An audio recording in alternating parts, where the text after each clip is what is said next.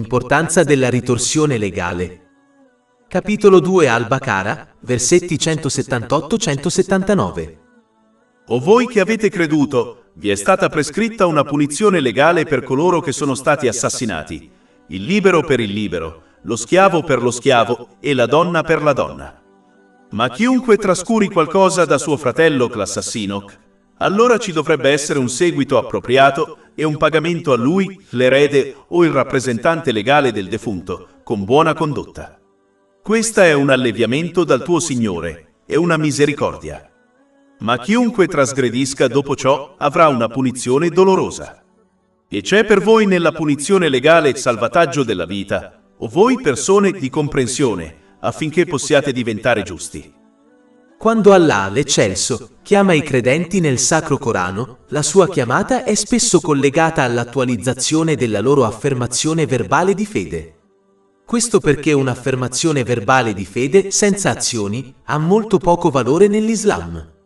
Le azioni sono la prova e l'evidenza che si è tenuti a ottenere in modo da ottenere ricompensa e misericordia in entrambi i mondi. Capitolo 2 Al-Baqara, versetto 178. O voi che avete creduto, vi è prescritta la punizione legale per coloro che sono stati assassinati. La prima cosa da notare è che i veri musulmani rispettano tutte le forme di vita. Infatti, a un musulmano è stato comandato di mostrare misericordia a tutti gli altri, poiché ciò garantirà che riceveranno misericordia da Allah, l'Esaltato. Ciò è stato consigliato in un hadith trovato in Sunan Abu Dawud, numero 4941. Capitolo 28, Al-Qasas, versetto 77. Fate del bene come Allah ha fatto del bene a voi. Questo tipo di trattamento deve essere esteso a tutti gli esseri, compresi gli animali. Ciò è stato consigliato in un hadith trovato in Sunan Abu Dawud, numero 2550. Nessun'altra religione attribuisce alla vita umana un valore così grande come l'Islam. Infatti, Allah, l'Eccelso, chiarisce che l'uccisione di una persona innocente sarà giudicata come se fosse stata uccisa l'intera umanità. Capitolo 5, Al-Maidah, versetto 32. Uccide un'anima a meno che non sia per un'anima o per la corruzione fatta nella terra, è come se avesse ucciso l'umanità intera. E chiunque ne salva uno è come se avesse salvato completamente l'umanità. La definizione stessa di musulmano e credente, data dal santo profeta Mohammed, pace e benedizioni su di lui, in un hadith trovato in Sunan an-Nasai, numero 4998, rende cristallino che l'Islam insegna a tenere lontano il proprio danno dagli altri. Questo hadith consiglia che un musulmano e un credente è colui che tiene lontano il proprio danno verbale e fisico dagli altri e da ciò che possiede. Il santo profeta Mohammed, pace e benedizioni su di lui, non ha mai fatto del male a un'altra persona o creatura, a meno che non fosse per legittima difesa contro un soldato maschio durante una battaglia. Non ha mai fatto del male a una donna, a un anziano, a un bambino o a un non soldato. Infatti, non si è mai vendicato di se stesso e ha applicato la punizione decretata da Allah, l'Esaltato, come capo di Stato solo a coloro che hanno oltrepassato i limiti stabiliti da Allah, l'Esaltato, e sono stati dichiarati colpevoli attraverso prove inconfutabili. Ciò è confermato in un hadith trovato in Sahih Muslim, numero 6050. Questo è il modo in cui i musulmani devono comportarsi in tutte le circostanze se affermano di essere seguaci del santo profeta Mohammed, pace e benedizioni su di lui. Poiché l'Islam è la religione e lo stile di vita perfettamente bilanciati e realistici, a un musulmano è stato concesso il permesso di difendere se stesso, le proprie famiglie e i propri beni. Ma questa autodifesa deve essere entro limiti definiti. I musulmani non hanno il permesso di attaccare gli altri per primi e di danneggiare persone innocenti. I musulmani dovrebbero quindi agire secondo gli insegnamenti dell'Islam per quanto riguarda il modo in cui trattano gli altri, che può essere riassunto nel trattare gli altri come loro stessi desiderano essere trattati dalle persone. Capitolo 2, Al-Baqara, versetto 178. O voi che avete creduto, vi è stata prescritta la retribuzione legale per coloro che sono stati assassinati, il libero per il libero, lo schiavo per lo schiavo, la donna per la donna. Prima dell'avvento dell'Islam, una persona che commetteva un omicidio poteva costringere qualcun altro a essere punito al suo posto, come uno schiavo di sua proprietà. Ma l'Islam chiarisce che chi commette un omicidio affronterà le conseguenze del suo crimine e non potrà essere trasferito a un altro. La persona libera che commette un omicidio sarà quella che affronterà le conseguenze, ovvero il libero per il libero. Lo schiavo che commette un omicidio sarà quello che affronterà le conseguenze della sua azione, ovvero lo schiavo per lo schiavo. E la donna che commette un omicidio sarà quella che affronterà le conseguenze della sua azione, ovvero la donna per la donna. In generale, questo principio si applica in tutti i casi. Ciò significa che una persona non potrà scaricare le conseguenze dei propri peccati su un'altra. Infatti, il colpevole numero uno che le persone incolpano anche adesso è il diavolo, ma lui annuncerà nel giorno del giudizio che, poiché non ha mai costretto fisicamente nessuno a commettere peccati, dovrebbero incolpare se stessi e non lui. Capitolo 14 Ibrahim, versetto 22. E Satana dirà quando la questione sarà conclusa: in verità, Allah vi aveva promesso la promessa della verità. E io ve l'ho promessa, ma vi ho tradito. Ma non avevo autorità su di voi, se non quella di invitarvi, e voi mi avete risposto. Quindi non biasimate me, ma biasimate voi stessi. Se non si riesce a scaricare la colpa dei propri peccati sul diavolo, il principale istigatore del male, come si può credere di poter scaricare la colpa dei propri peccati su qualcun altro? Questo è un atteggiamento sciocco che incoraggia solo a commettere più peccati e deve quindi essere abbandonato. Ogni persona sarà responsabile delle proprie intenzioni, parole e azioni, e questo è inevitabile. Pertanto, si devono costantemente valutare le proprie intenzioni, parole e azioni in modo da prepararsi adeguatamente per la loro inevitabile e ineluttabile responsabilità nel giorno del giudizio. Capitolo 2 Al-Baqarah, versetto 178. Vi è stata prescritta la punizione legale per coloro che sono stati assassinati, il libero per il libero, lo schiavo per lo schiavo e la donna per la donna. Ma chiunque trascuri qualcosa da suo fratello l'assassino, allora ci dovrebbe essere un seguito appropriato e un pagamento a lui, l'erede o il rappresentante legale del defunto con buona condotta. Allah, l'Eccelso, incoraggia sempre una condotta gentile e misericordiosa tra le persone e consiglia un trattamento più duro solo in casi estremi e in questioni di autodifesa. In questo caso, Allah, l'Eccelso, incoraggia l'erede dell'assassinato a perdonare l'assassino, poiché descrive l'assassino come suo fratello nella fede e, o lignaggio, poiché tutte le persone sono imparentate attraverso il santo profeta Adamo, la pace sia su di lui, e sua moglie, Hawa, che Allah sia soddisfatto di lei. Come discusso in precedenza, l'atteggiamento e il comportamento principali di un musulmano devono essere la misericordia e la gentilezza verso gli altri, poiché ciò porta a ottenere la misericordia di Allah, l'Eccelso, in entrambi i mondi. Ciò è stato consigliato in un hadith trovato in Sunan Abu Dawud, numero 4941. Per questo atto di perdono, l'assassino dovrebbe dare una quota compensativa all'erede della persona assassinata, a meno che non lo sventoli volontariamente come un atto di carità da parte sua, il che porta di nuovo a ulteriori ricompense e benedizioni per loro in entrambi i mondi. La buona condotta menzionata in questo versetto si riferisce al rapido adempimento da parte di entrambe le parti dell'accordo legale stipulato e al fatto che da quel momento in poi si tratteranno con misericordia l'una verso l'altra o almeno eviteranno qualsiasi maltrattamento reciproco. In generale, questo indica l'importanza di adottare un atteggiamento neutrale nei confronti degli altri, soprattutto quando non si va d'accordo con loro a causa di una differenza di caratteristiche e comportamento, invece di adottare un atteggiamento negativo nei confronti degli altri. Se un musulmano non può agire in modo positivo nei confronti degli altri, a causa di alcuni problemi precedenti tra loro, allora il minimo che può fare è adottare un atteggiamento neutrale nei loro confronti, per cui non mostrano sentimenti positivi nei loro confronti, ma nemmeno sentimenti negativi. Il livello più alto, che porta a una maggiore ricompensa, è adottare un atteggiamento positivo nei confronti degli altri, anche quando hanno avuto problemi in passato con loro, ma questo è raccomandato, non obbligatorio. Inoltre, è importante notare che questo non significa che non si debba cambiare la situazione di abuso e pericolo in cui si è coinvolti, poiché l'Islam non lo sostiene affatto. Un musulmano deve prendere misure per cambiare la propria situazione e le circostanze al fine di proteggere se stesso e gli altri da abusi fisici e verbali, ma dopo averlo fatto dovrebbe sforzarsi di adottare un atteggiamento positivo nei confronti della persona con cui ha avuto problemi in passato e poi andare avanti con la propria vita con la mente lucida.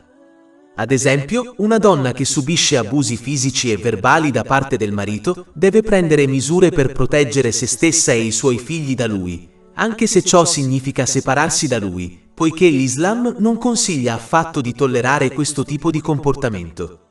Ma una volta che questa moglie cambia le sue condizioni di vita in modo che lei e i suoi figli siano al sicuro, allora dovrebbe sforzarsi di perdonare il suo ex marito e andare avanti con la sua vita con la mente lucida. Capitolo 2. Al-Baqarah, versetto 178. Vi è stata prescritta la punizione legale per coloro che sono stati assassinati, il libero per il libero, lo schiavo per lo schiavo e la donna per la donna. Ma chiunque trascuri qualcosa da suo fratello l'assassino, allora ci dovrebbe essere un seguito appropriato e un pagamento a lui, l'erede o il rappresentante legale del defunto, con buona condotta. Questa è un alleviamento dal tuo Signore e una misericordia. Allah, l'Eccelso, ha concesso all'erede della persona assassinata la scelta tra la punizione legale, che può essere eseguita solo dal governo e secondo rigide linee guida, o l'opzione del perdono con o senza una quota di risarcimento pagata dall'assassino. L'opzione di scegliere tra le due era una misericordia di Allah, l'Eccelso, poiché imporre l'una o l'altra opzione alle persone avrebbe causato loro delle difficoltà, poiché tutte le persone sono diverse. Coloro che possiedono un atteggiamento misericordioso naturale sarebbero inclini al perdono e quindi troverebbero difficile ordinare l'esecuzione dell'assassino se l'Islam imponesse loro questa opzione. D'altra parte, altri troverebbero estremamente difficile perdonare l'assassino della loro amata e non potrebbero vivere con la realtà dell'assassino della loro amata che cammina nella società come una persona libera, mentre la vita della loro amata viene loro tolta, specialmente quando la persona assassinata ha persone a carico che fanno molto affidamento su di loro.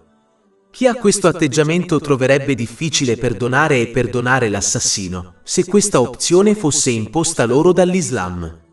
Come segno di misericordia per tutte le persone, Allah, l'Eccelso, ha lasciato l'opzione all'erede della persona assassinata. A differenza della maggior parte delle costituzioni legali di oggi, che lasciano il destino dell'assassino nelle mani di un giudice di tribunale o di una giuria che compromette dei perfetti sconosciuti. Questo sistema corrotto impedisce all'erede di trovare un po' di pace mentale che si ottiene quando gli viene concessa l'opzione di scegliere il destino dell'assassino e di mettere a tacere la questione in modo che possano andare avanti con le loro vite. Questo sistema corrotto è il motivo per cui la famiglia della persona assassinata o in crimini diversi dall'omicidio, come gli stupri, la vittima stessa con la sua famiglia, spesso si lamentano che giustizia non è stata fatta, anche quando il criminale viene condannato alla prigione, poiché la sua condanna non è degna del crimine. Ciò significa che il criminale verrà rilasciato tra qualche anno e tornerà alla sua vita normale, dove riceverà dei benefici dal governo, mentre la vittima e la sua famiglia saranno psicologicamente segnate a vita. L'unica cosa che può in qualche modo alleviare questo trauma psicologico è concedere alla famiglia il potere di scegliere cosa succederà al criminale. Capitolo 2. Al-Baqarah, versetto 178.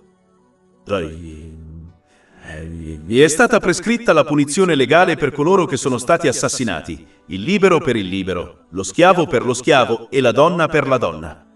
Ma chiunque trascuri qualcosa da suo fratello l'assassino, allora ci dovrebbe essere un seguito appropriato e un pagamento a lui, l'erede o il rappresentante legale del defunto, con buona condotta. Questa è un alleviamento dal tuo Signore e una misericordia.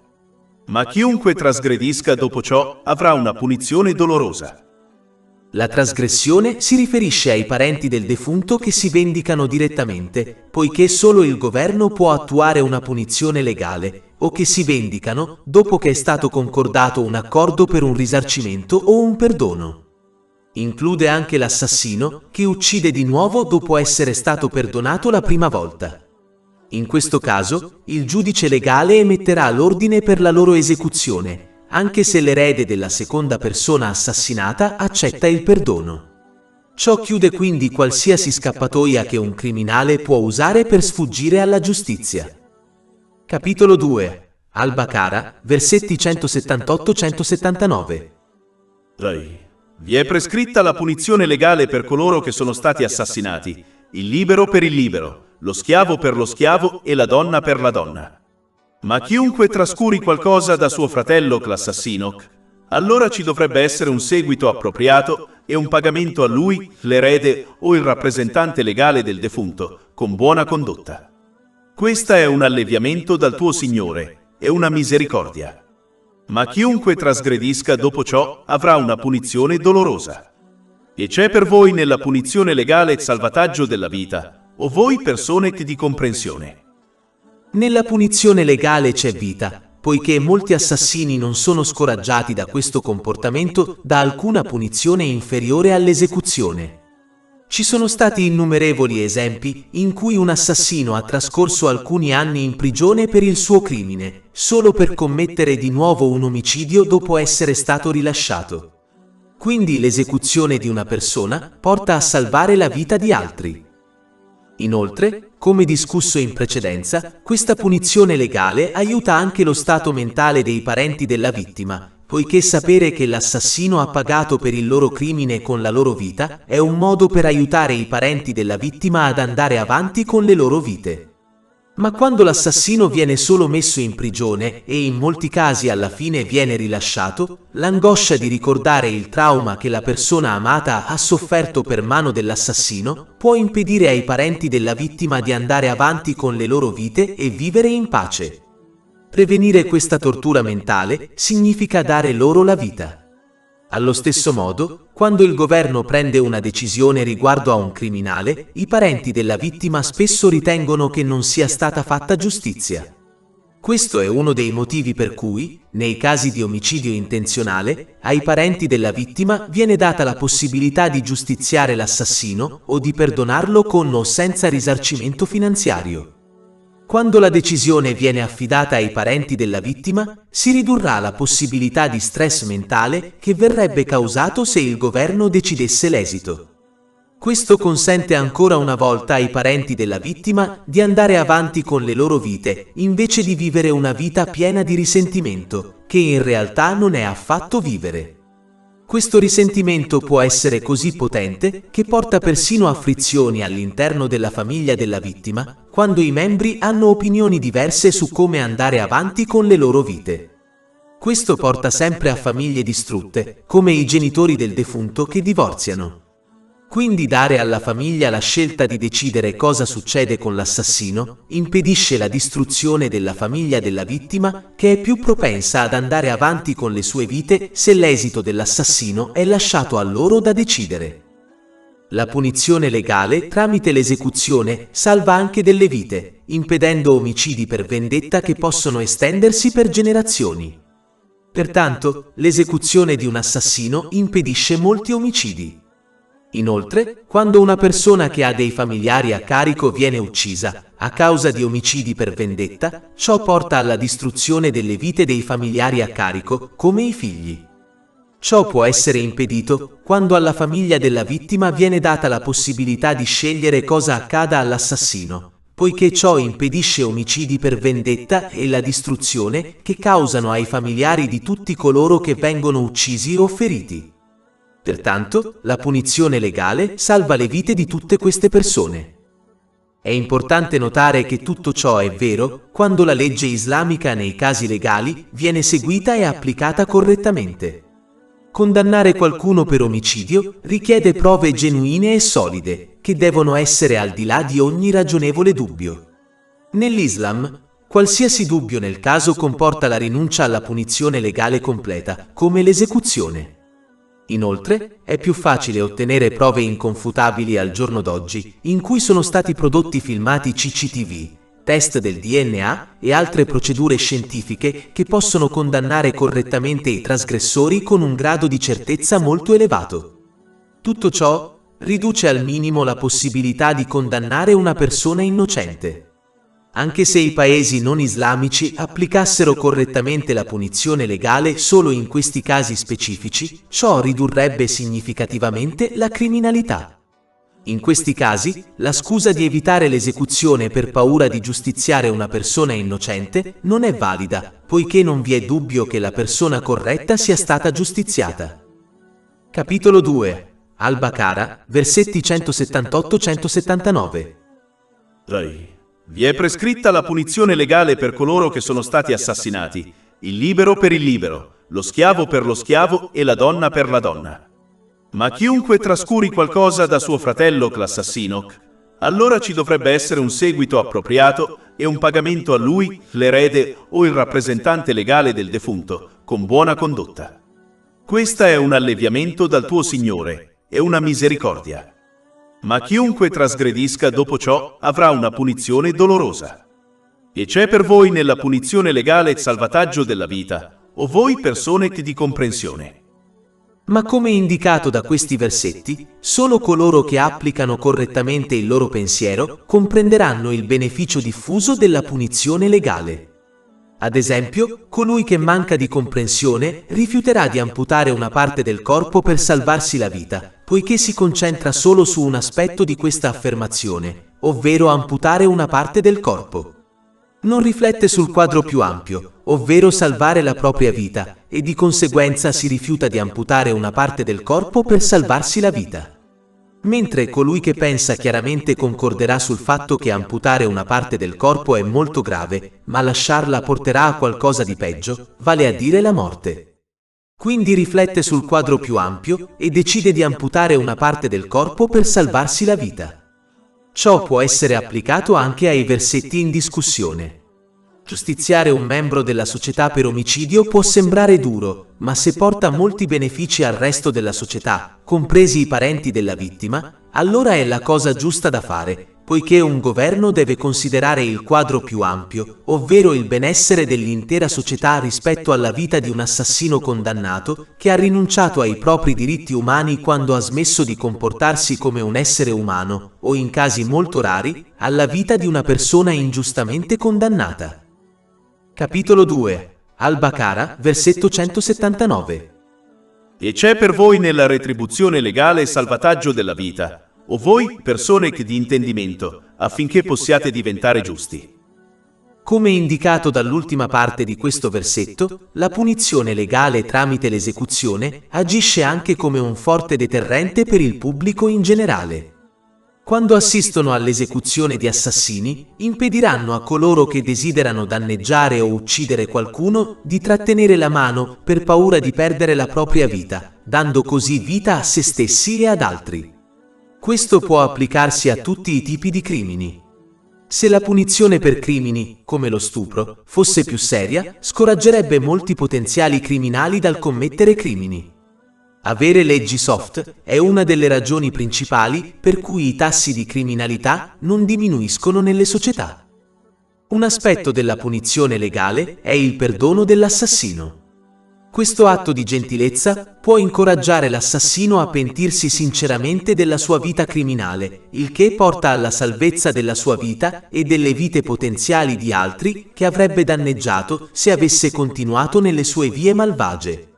Inoltre, può incoraggiare altre potenziali vittime e i loro parenti a perdonare anche i loro oppressori, il che porta ancora una volta al salvataggio di molte vite e alla diffusione di pace e misericordia nella società. Capitolo 2. Al-Baqarah, versetto 179. E c'è per voi nella retribuzione legale il salvataggio della vita, o voi persone di intendimento, affinché possiate diventare giusti. In generale, una società può ridurre al minimo i crimini solo quando questi due principi vengono adottati dalla sua gente. Il primo è la punizione legale, ovvero una legge severa che punisce i crimini in modo appropriato per scoraggiare i potenziali criminali dal commetterne.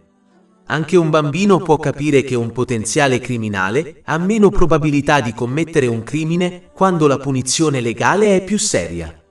Più la legge è blanda, maggiore è la possibilità che un potenziale criminale commetta un crimine.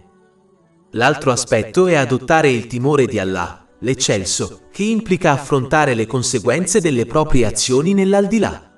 Questo perché una persona commette crimini e peccati quando sente che non affronterà conseguenze per le proprie azioni, come la prigione, o che in qualche modo vi sfuggirà, ad esempio, fuggendo dal paese.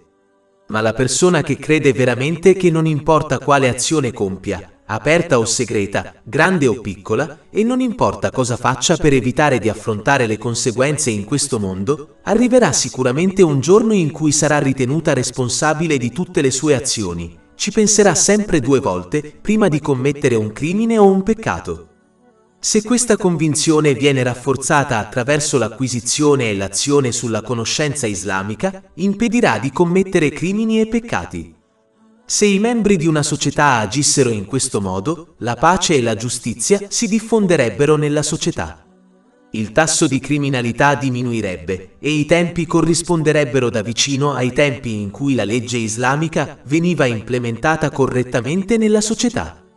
Questo fatto da solo indica l'importanza della fede e del suo rafforzamento attraverso l'acquisizione e l'azione sulla conoscenza all'interno della società. Capitolo 16, An-Nahl, versetto 90. In verità, Allah ordina la giustizia e la buona condotta e il dare aiuto ai parenti e proibisce l'immoralità e la cattiva condotta e l'oppressione. Egli vi ammonisce affinché forse vi verrà ricordato. Oltre 500 ebook, audiolibri, infografiche, podcast e blog gratuiti disponibili sul nostro sito web www.shaykhpod.com.